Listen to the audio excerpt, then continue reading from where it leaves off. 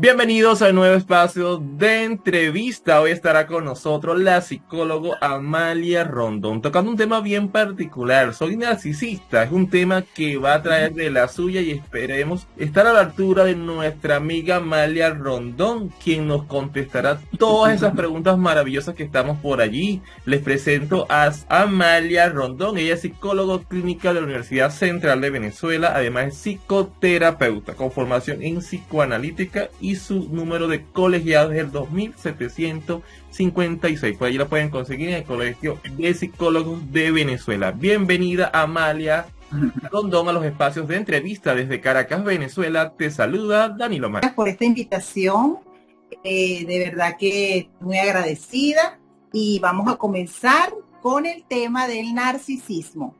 Pero antes de comenzar me gustaría pasearme por el concepto desde la etimología, ¿no? Desde la etimología de la palabra narcisismo, de dónde viene esa palabra, para poder entender los demás conceptos.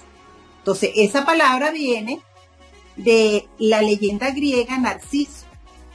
Narciso era un hombre muy apuesto que andaba en búsqueda del amor. Pero bueno, tras rechazar muchas chicas, rechazó la última, llamada Eco. Su nombre le dirá algo a las personas que nos escuchan, ¿no? El eco, cada vez que hablaba, sonaba un eco, ¿verdad? Sonaba lo que decía, se lo repetía esa chica llamada Eco. Como la rechazó, la princesa Nerfititi le dio un ultimátum, así como las leyendas antiguas que eran unas tragedias. Mira, te va a pasar algo en tu vida.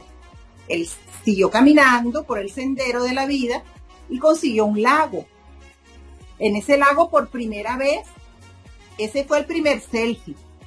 Por primera vez él se puede ver, porque no había en ese tiempo espejo. Se ve en el lago, se ve hermosísimo, hombre hermosísimo, y queda concentrado y impresionado con tanta belleza. Se acercó tanto a esa imagen que se ahogó. De allí, al ahogarse, de allí sale una flor llamada narciso, que esa flor existe en el mundo. Entonces, esa es la leyenda de Narciso. Fíjate que esta leyenda tiene el poder de comunicarnos con lo que es el concepto narcisista, ¿no? Enamorarse de uno mismo y no tener empatía o amor hacia el otro. Pero fíjate bien, cuando tú me preguntas, me haces la primera pregunta de soy narcisista o somos narcisistas, todos tenemos una etapa en la vida, en el desarrollo infantil, que tiene que ver con el narcisismo, que es la primera etapa de, vamos a decir, de 3 añitos o de 0 años a 4, 5, 6 años, que el niño tiene un pensamiento egocéntrico. Todo lo que está alrededor de él funciona hacia él. Él tiene en su imaginario la idea de que todo gira alrededor de él. O sea, él es el sol. Eso es necesario, Danilo. Es necesario que el niño sienta ese pensamiento, porque desde el modelo del narcisismo, que sería como un pensamiento egocéntrico, puede sobrevivir. Es más, yo me iría más lejos. Tenemos que tener un narcisismo. En una etapa de nuestra vida, si no tenemos narcisismo, no sobrevivimos. Porque el narcisismo es quererte tú, amarte tú, sobrevivir tú, ¿verdad? Si no hay eso, entonces si hay excesivamente empatía hacia el otro, quizá te ahogues como Narciso, pero no te ahogues por ti, te ahogas por otro. Conversamos con la psicóloga Amalia Rondón. Amalia, hemos escuchado muchas cosas negativas en torno al narcisismo. Tengo una relación con esta palabra, sale algo negativo. Nos comentabas anteriormente que es una etapa inicial del niño y podemos verla con bastante naturalidad cuando el niño es el centro del universo y todo lo quiere para sí mismo, es muy celoso con sus papás, no quiere que se le acerquen, todos quieren que sea para sí solo. ¿Cuándo deja de ser saludable crece en esta primera etapa el narcisismo y se puede empezar a convertir en un aspecto de nuestra vida no tan positivo. Fíjate que podría ser que todas las etapas de la vida debe haber un ingrediente pequeño o un poquito grande con respecto al narcisismo, y podríamos hablar de algo sano, porque para poderse establecer la autoestima tiene que haber algo de narcisismo, porque la autoestima tiene que ver cómo te estimas, cómo te valoras, cómo es tu autoconcepto, ¿verdad? Fíjate que el mito que te hablé de Narciso, capta los rasgos clasificados y estudiados por la psicología y el psicoanálisis. En 1910, él refería el narcisismo como como el objeto homosexual. Incluso se hablaba de objeto homosexual no como la parte genital, sino como el objeto de que el otro tiene que parecerse a mí de bello, o tiene que parecerse a mí para yo poder sentir que el otro me ama tanto como me amó mi madre. ¿Ok? Allí Freud conjuga lo que es el narcisismo con la homosexualidad. Sin embargo, incluso con la homosexualidad y con la psicosis que es la locura, porque algo que no es real es una locura, porque Narciso, en el mito de Narciso habla de que él veía esa figura como que era real y era simplemente el reflejo de él en el lago. Entonces, esa psicosis o esa falta de la realidad de él ahogarse en ese lago, ¿no? Fue producto de una visión o de una visualización o una alucinación visual que no era. Entonces, cuando tú decías que cuando es necesario, en cada etapa es necesaria, independientemente de que, no, es que ya son adultos y no pueden tener narcisismo. Te explico por qué. Porque ese valor que tiene que tener un ser humano hacia sí mismo, eso es innegociable. Eso es innegociable. Yo veo en mi consulta privada con mucha preocupación muchos pacientes que dejan de ser sí mismos, dejan de quererse ellos mismos y entregar completamente su vida a otra persona. Eso es una ausencia total de narcisismo. Eso es patológico. Como es patológico un exceso de narcisismo que podría ser una psicopatía, que el autor Cliff Campbell habló de 2 tipos de narcisismo.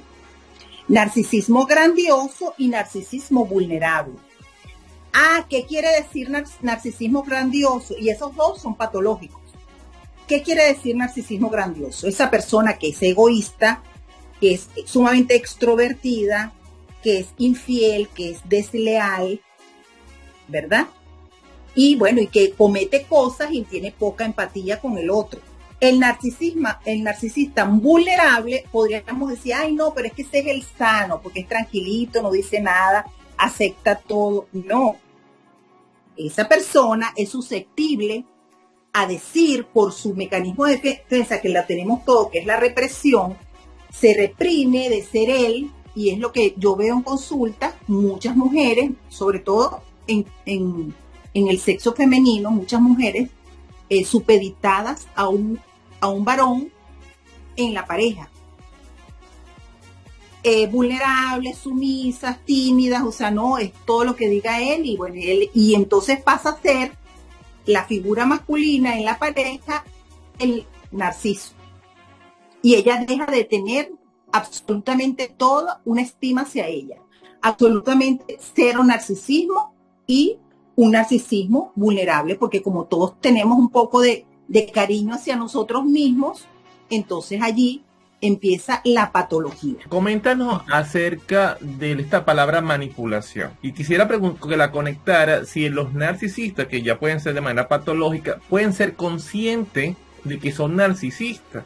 O es una patología que puede salir del control de la propia persona que la está padeciendo. Porque si fuera de manera consciente es algo peligroso, porque Puedo saber que puedo manipular a la otra, menospreciarla, desvalorarla, hasta hacerla sentir que soy su centro del universo, que no puede estar sin mí, que es menos que cualquier cosa si no está a mi lado. Eso puede ser de manera consciente, o el narcisista es algo que está en nuestro cerebro o en esa persona y escapa de su control. Qué bueno, me parece estupenda esa pregunta, Danilo, porque resulta que puede ser las dos cosas, porque como hay diferentes tipos de narcisistas, entonces puede ser, fíjate bien, te voy a decir algo que a lo mejor te va a parecer extraño, o lo has escuchado en alguna oportunidad.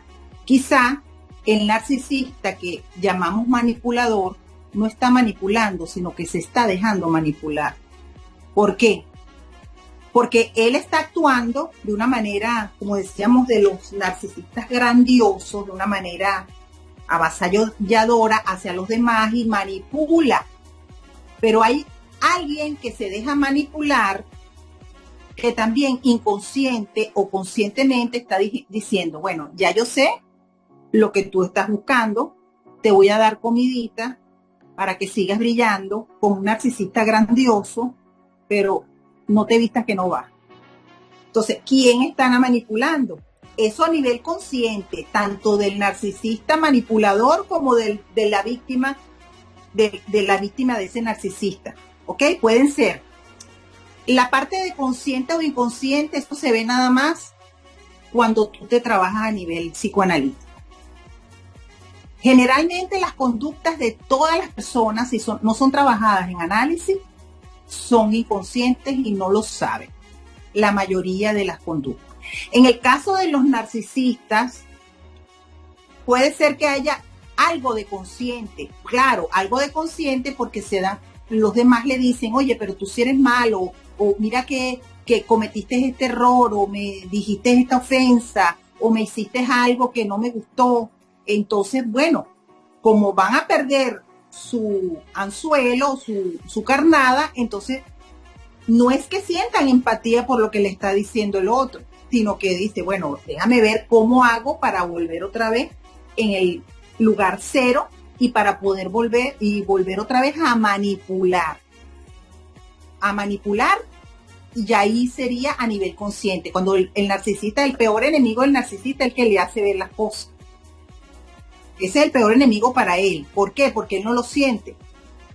Y se han dado casos de que absolutamente no sienten ese daño que supuestamente hace él hacia los demás, no lo sienten. Ahorita estamos viendo muchos crímenes de personas con rasgos narcisistas que, mira, lo expresan de una manera tan fría y de verdad que no lo saben. Y ahí te respondo que sí, esa gente, esas personas que tienen esos rasgos narcisistas, lo hacen de manera inconsciente.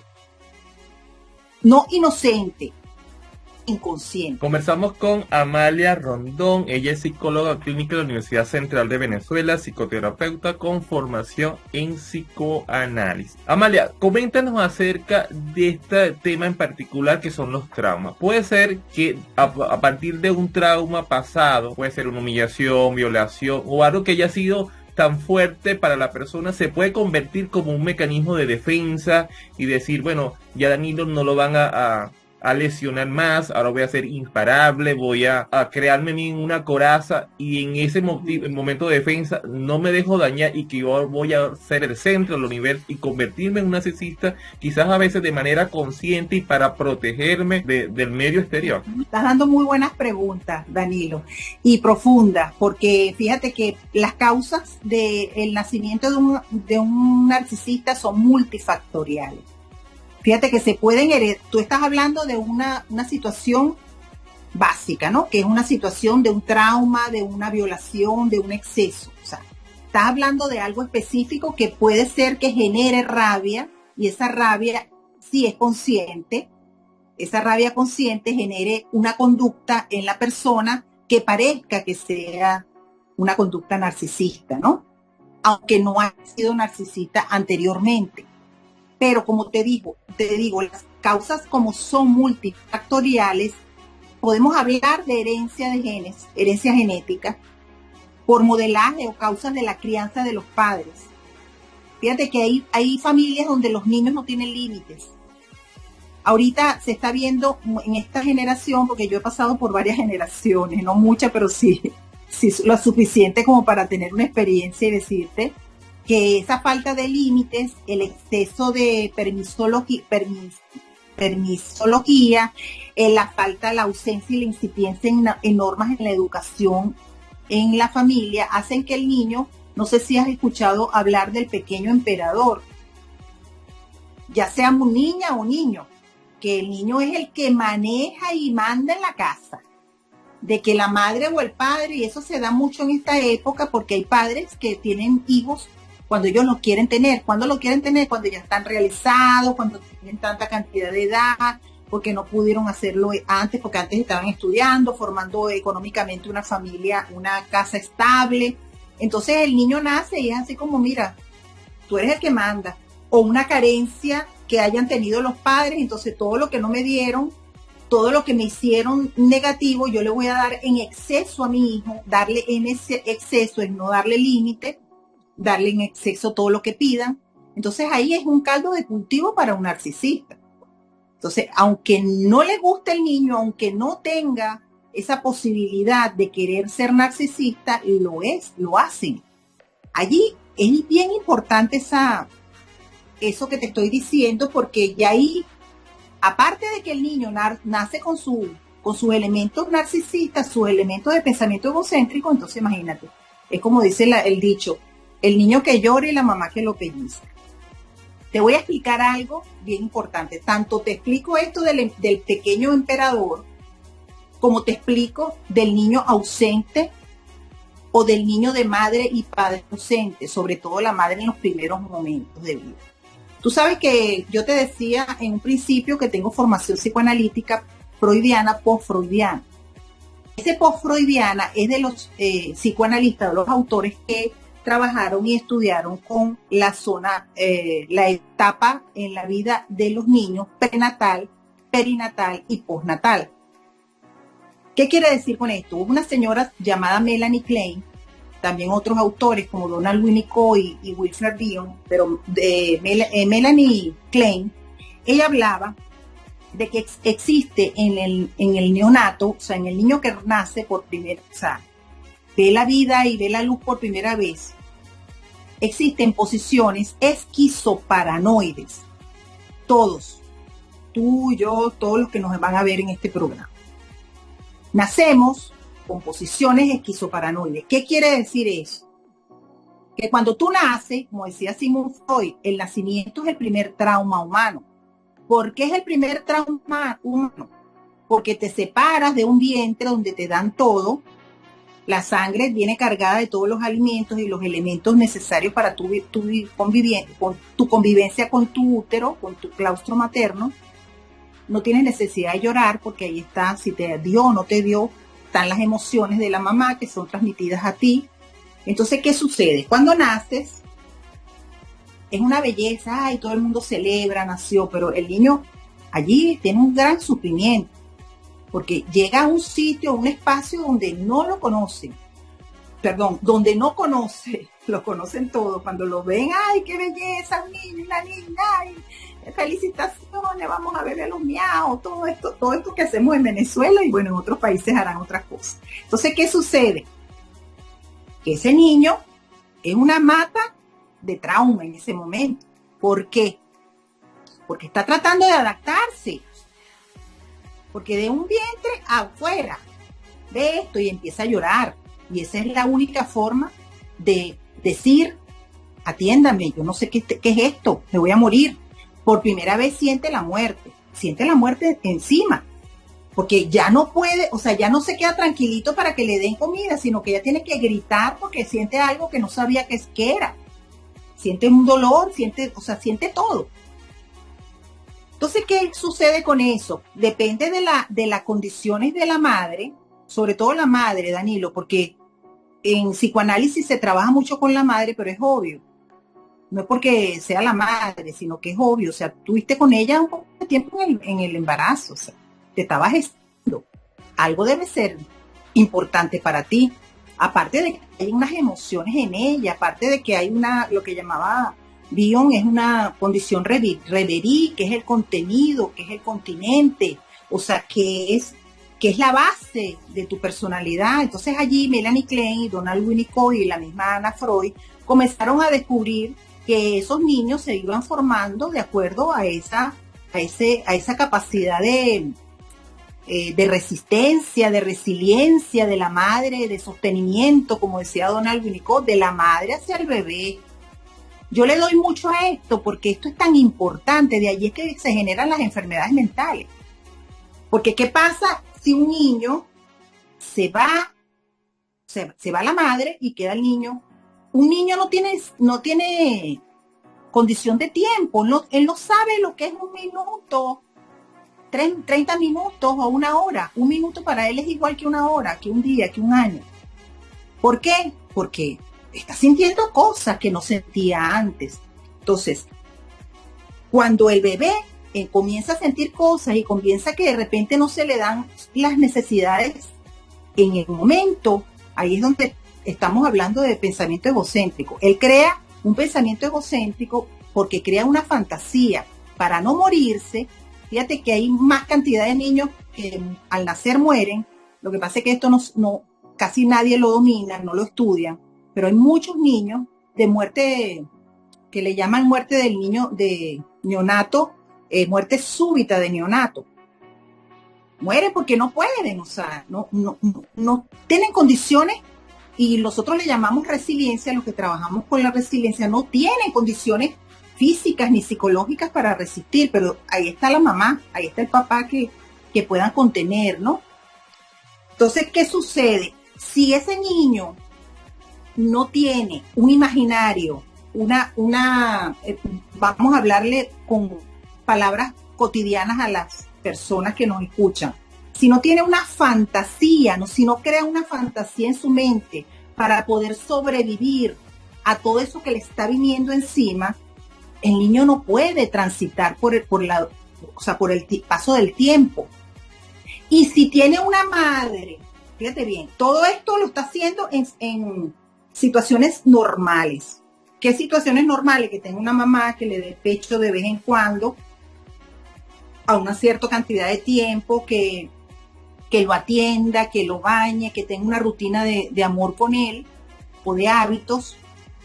Estamos hablando de ese tipo de neonato. Pero imagínate un neonato donde la mamá sale desde temprano a trabajar, que eso no lo va, si él sobrevive, va a decir, bueno, es que mi mamá iba a trabajar para poder darme el alimento. Pero en ese momento él no está teniendo ningún tipo de información. Entonces, ¿qué sucede? Empieza a crearse, Danilo, un imaginario, una fantasía de que él lo puede todo, de que es omnipotente, de que él es la mamá y él dispone sobre la mamá. Eso lo estudió ese aparato psíquico infantil o vamos a decir primitivo, lo estudiaron estos autores que te nombré. Entonces, ¿qué pasa? Que la ausencia de la madre le genera a él una rabia que es natural y que es buena que lo haga. Que la rabia, ¿cómo se le puede cómo puede demostrarle el niño? Que ahí es la posición esquizoparanoide, que tú oyes eso, tú dices, bueno, pero un niño no puede ser esquizoide, pero sí, tiene que serlo y tiene que presentarse esa posición para él poder decir, aquí estoy, grito, pataleo, hago pupú donde tengo que hacer, orino, incluso me privo para que se asusten y para que ahí no está manipulando, ahí es sobreviviendo y ahí está expresándose, porque no puede expresarse así como estamos hablando nosotros con el lenguaje.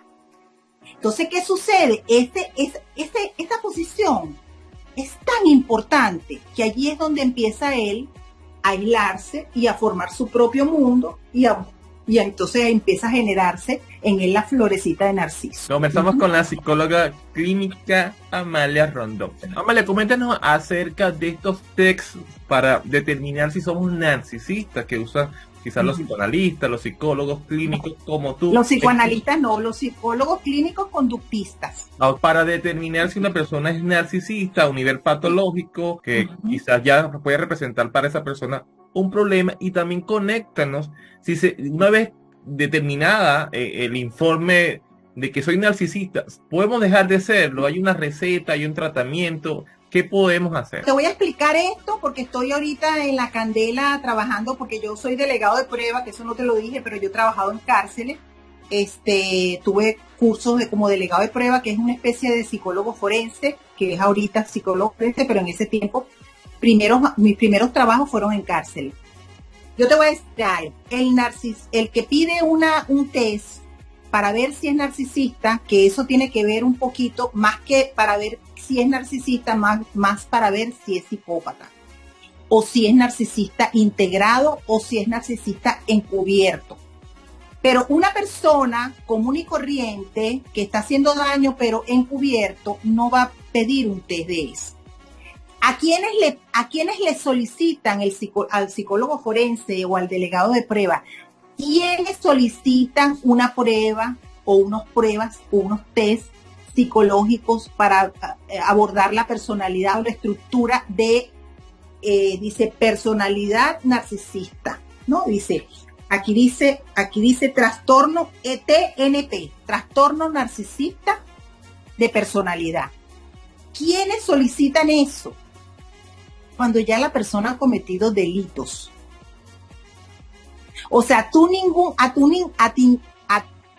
en tu consulta a ninguna persona van a llevar para que le hagan pruebas y test por si es narcisista o no. Eso no existe. Cuando la persona, mujer o hombre, comete un delito pequeño, mediano o mayor, es cuando dicen, vamos a ver si esta persona es psicópata, es narcisista.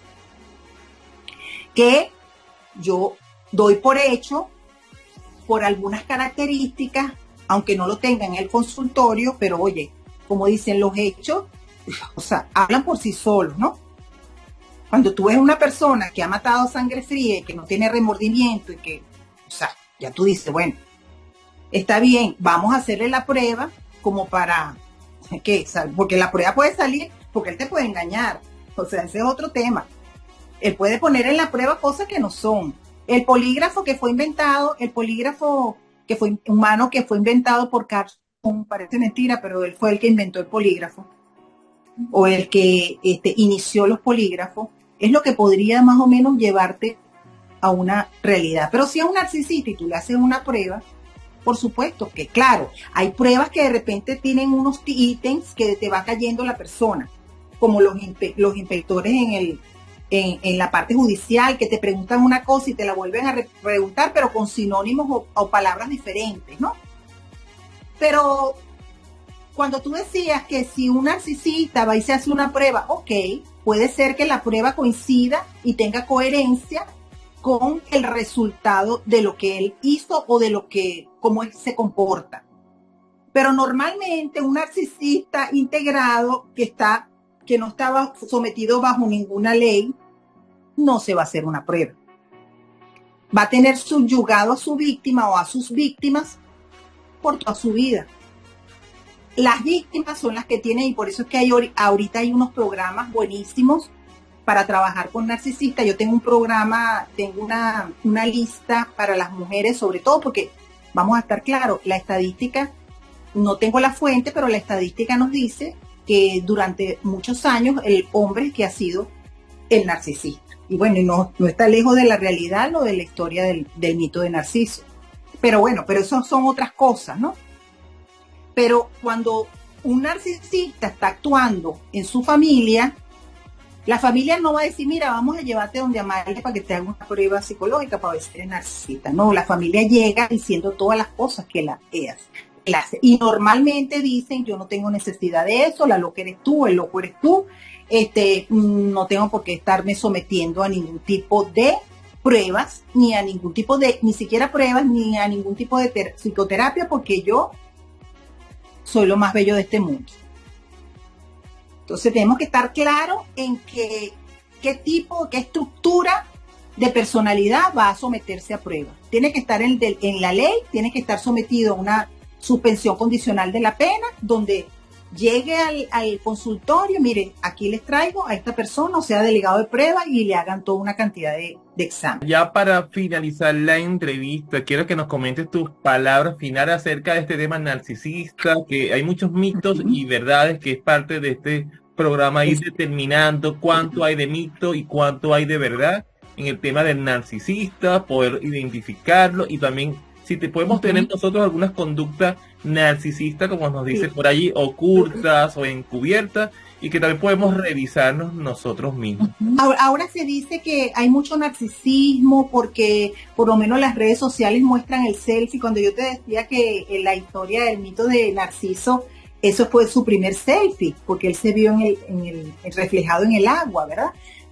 Pero no necesariamente porque tú estés en red social y te coloques para tomarte una foto o porque tú te quieras y porque dicen que no, es que están como propiciando el narcisismo. No, el hecho de que tú tengas amor por ti, eso te hace, el hecho de que tú tengas amor por ti, pero que tú vas a consulta o tú te trabajas porque tú no quieres que abusen de ti, porque te ves vulnerable, porque de repente tienes un narcisismo como todos tenemos narcisismo.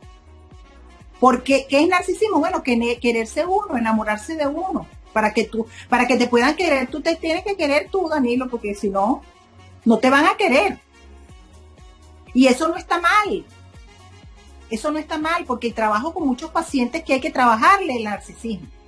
Y hay que inyectarle, si hubiese inyecciones de narcisismo, se lo inyecto.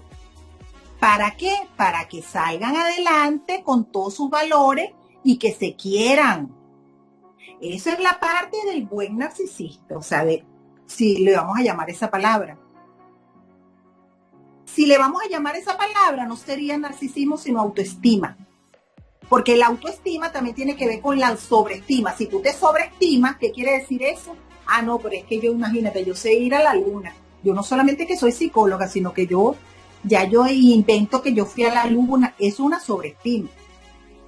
Eso es tener un concepto que no es errado. Entonces hay que como que saber diferenciar, Danilo, ese tipo de conceptos. Y no solo conceptos per se, o sea, no son conceptos de palabras, son conceptos de hechos. Estamos el día de hoy con la psicóloga Amalia Rondón y desde Caracas, Venezuela, les acompañó Danilo Márquez y aquí seguimos creciendo juntos. No se olviden de mis redes sociales, @psicóloga plus. Por allí tienen @psicóloga plus para que podamos conectar con los servicios de Amalia Rondón. Gracias, Amalia, desde Caracas, Venezuela. Un gran abrazo, te queremos. Gracias, igual, Danilo.